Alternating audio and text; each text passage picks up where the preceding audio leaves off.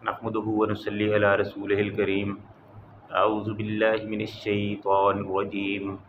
बिस्मिल्लाहिर रहमानिर रहीम। वल्लज़ीना युमिनूना बिमा उन्ज़िला इलैका वमा उन्ज़िला मिन क़ब्लिक व बिल आखिरति हुम युक़िनून। सदक़ल्लाहुल अज़ीम। आज हम हज़रत सुहैब रूमी रज़ी अल्लाह ताला अन्हु के हवाले से अपनी कुछ मरूज़ात पेश खिदमत करेंगे। हज़रत सुहैब रूमी रज़ी अल्लाह ताला अन्हु का तल्लुक़ यमन से था। ये रसूलुल्लाह सल्लल्लाहु अलैहि वसल्लम के बड़े प्यारे सहाबी थे, बड़े जलीलुल क़द्र सहाबी थे। उनके इस्लाम लाने का पस मंज़र कुछ इस तरह है कि रसूलुल्लाह सल्लल्लाहु अलैहि वसल्लम ने अभी नबूवत का ऐलान नहीं फरमाया था, उनका अभी इब्तदाई दौर था। तो उस वक़्त जो यमन का इलाका था वो शहनशाह ईरान के ज़ेर असर था, वही यमन का इंतज़ाम चलाता था। तो वहाँ का रहने वाला सन्नान बिन मालिक अल नुमैरी एक बड़ा समझदार आदमी था, जो आगे चलकर हज़रत सुहैब रूमी रज़ी अल्लाह ताला अन्हु के बाप कहलवाए। तो ज़ाहिर है मुल्कों और हुकूमतों के अपने कुछ तरीक़ाकार और रसूल होते हैं। तो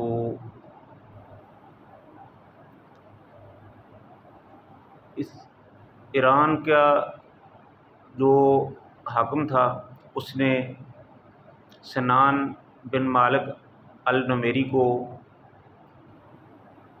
यमन से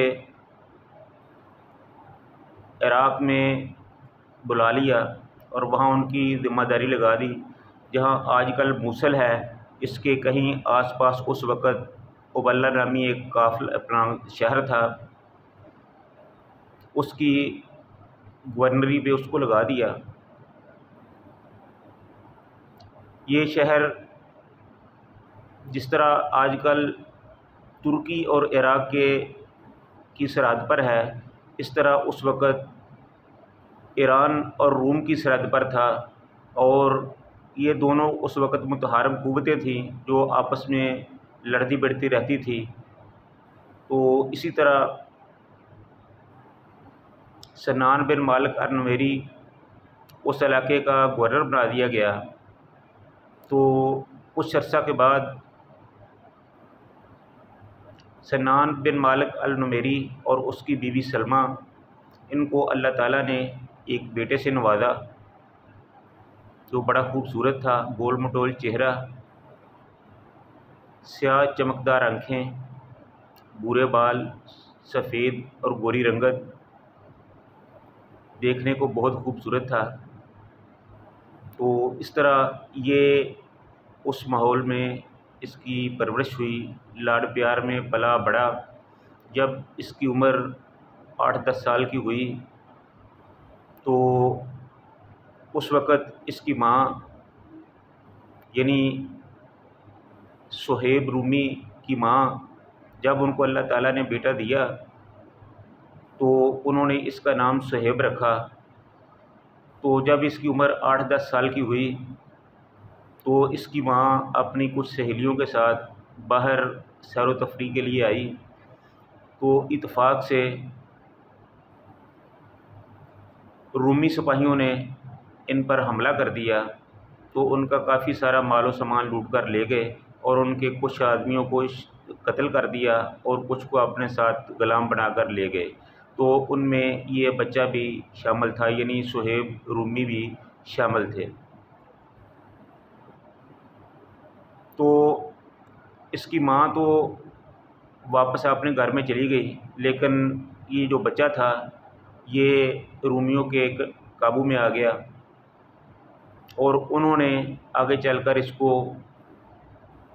ग़ुलामों के बाज़ार में फ़रोख्त कर दिया, जिसके बाद इस बच्चे की कभी भी अपने वालिदैन के साथ मुलाकात ना हो सकी। और इस तरह ये खुशियों बड़ा गिराना हंसता बसता ख्वार हो गया।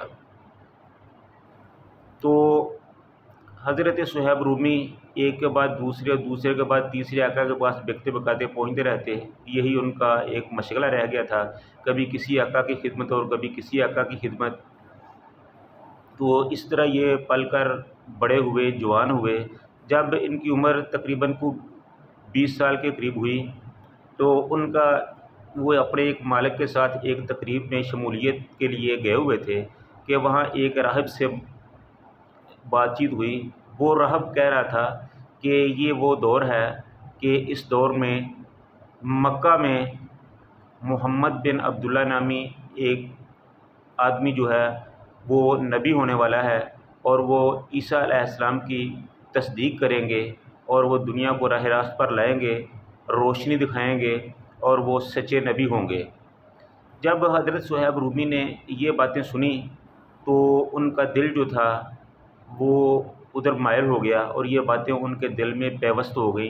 अगरचे वो पहले ख़ुद अरब था लेकिन सारी उम्र वो चूँकि रूमियों में रहा था तो इसलिए उनकी एक तो वज़ाक़ता तहज़ीब व तमद्दुन सारी रूमियों वाली हो गई और दूसरी वो अरबी ज़बान से निकल कर रूमी ज़बान बोलने लगे। तो इसकी जो अपनी शनाख़त थी अगरचे वो बज़ाहिर तो मिट गई थी लेकिन उसके अंदर एक अरबी कौमियत जाग रही थी। तो जब उसने ये देखा, उसने ये सुना कि मक्का में एक नबी आने वाले हैं, तो एक तो उनके जो अंदर वो अरबी असबियत थी वो जाग उठी और दूसरा उसके दिल में ये मचलने लगा कि जिस तरह भी हो सके मैं यहाँ से फ़रार होकर, भाग कर फ़ौरी तौर पर मक्का में पहुँच जाऊँ। चनांचे वो देर रात यही सोचने लगे कि इसी असना में एक दिन उनका ये दाव चल गया और वो भागकर मक्का की तरफ चले गए। तो ये चूँकि बहुत लंबा चौड़ा सफ़र था, शाम से मक्का की तरफ बहुत ज़्यादा सफ़र था, पैदल था और वो बड़ी मुश्किल से खज्जल ख्वार होते हुए वो मक्का में पहुँचे। जब वो मक्का में पहुँचे तो वहाँ उनका अपना तो कोई नहीं था, लेकिन चूँकि अल्लाह ताला की दी हुई ज़हानत उनके काम आई। वहाँ मक्के में उनका एक ताजर जिसका नाम अब्दुल्ला बिन अब्दुल्ला जदान था, उसके साथ उनका कोई तारफ़ हुआ तो उन्होंने उसे एक समझदार और ज़हीन व फ़तीन आदमी समझते हुए अपने पास मुलाज़मत पर रख लिया, जिससे एक तो सुहैब रूमी की गुज़र बसर होने लगी और दूसरा उसका कारोबार भी चलने लगा। सुहैब रूमी चूँकि पढ़े लिखे थे, समझदार थे और तहज़ीब व सक़ाफ़त से आशना थे, इसलिए उन्होंने जल्द ही मक्का में अपना एक ख़ास मुकाम बना लिया।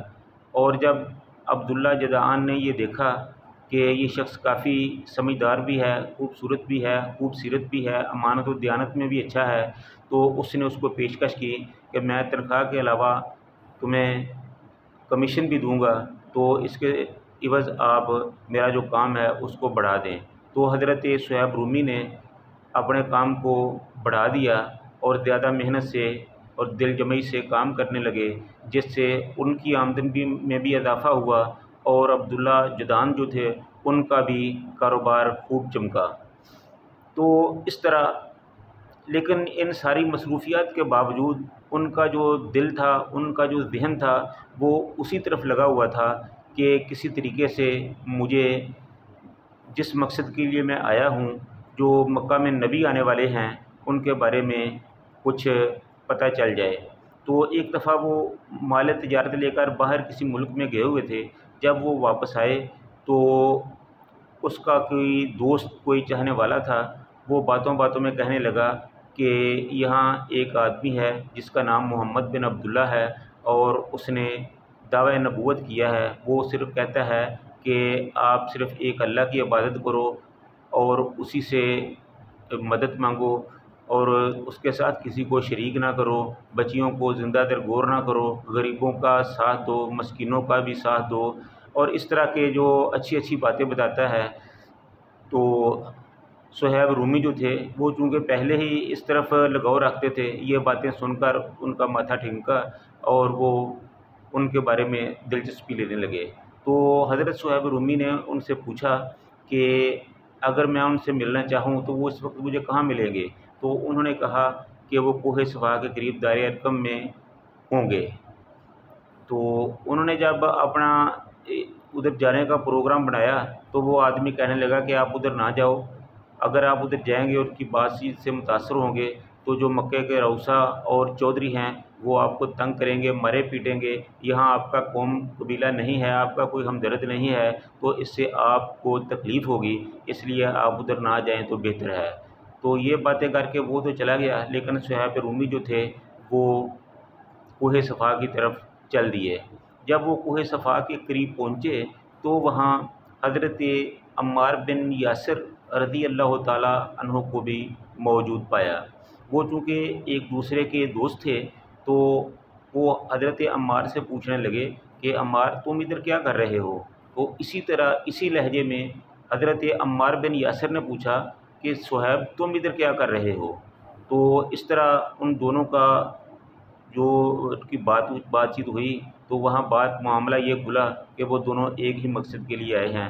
तो फिर हज़रत अम्मार बिन यासिर रज़ी अल्लाह ताला अन्हु ने कहा कि चलो हम दोनों इकट्ठे ही जाते हैं। तो इस तरह हज़रत सुहैब रूमी और हज़रत अम्मार बिन यासिर रज़ी अल्लाह ताला अन्हुमा एक साथ रसूलुल्लाह सल्लल्लाहु अलैहि वसल्लम के सामने हाज़िर हुए। तो उन्होंने रसूलुल्लाह सल्लल्लाहु अलैहि वसल्लम को अपने आने का मकसद बयान किया। तो रसूलुल्लाह सल्लल्लाहु अलैहि वसल्लम ने उनको इस्लाम के अहकामात बताए, कुरान पाक पढ़ कर सुनाया, इस्लाम की खूबियाँ बताईं, इस्लाम के महासिन बताए, इस्लाम के अहकामात बताए, अल्लाह ताला के दिए हुए शरई मामलात से उनको आगाह किया। तो इस तरह अच्छी-अच्छी बातें बताईं। तो दोनों हज़रात जो थे वो पहले ही चूँकि इस तरफ माइल थे और ये बातें सुनकर उनका जो ज़हन था वो इस तरफ मबज़ूल हो गया, तो उन्होंने वहाँ बैठे-बैठे ही इस्लाम कबूल कर लिया। इस तरह वो दोनों आदमी, दोनों हज़रात मुसलमान होकर अपने-अपने घरों को चल दिए। तो ये थे हज़रत सुहैब रूमी और हज़रत अम्मार बिन यासिर का इस्लाम लाने का वाक़या कि वो किस तरह इस्लाम लाए और किस तरह मुसलमान हुए।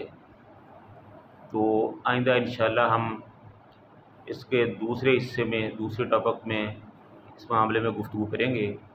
व आखिरु दावाना अनिल हम्दुलिल्लाहि रब्बिल आलमीन।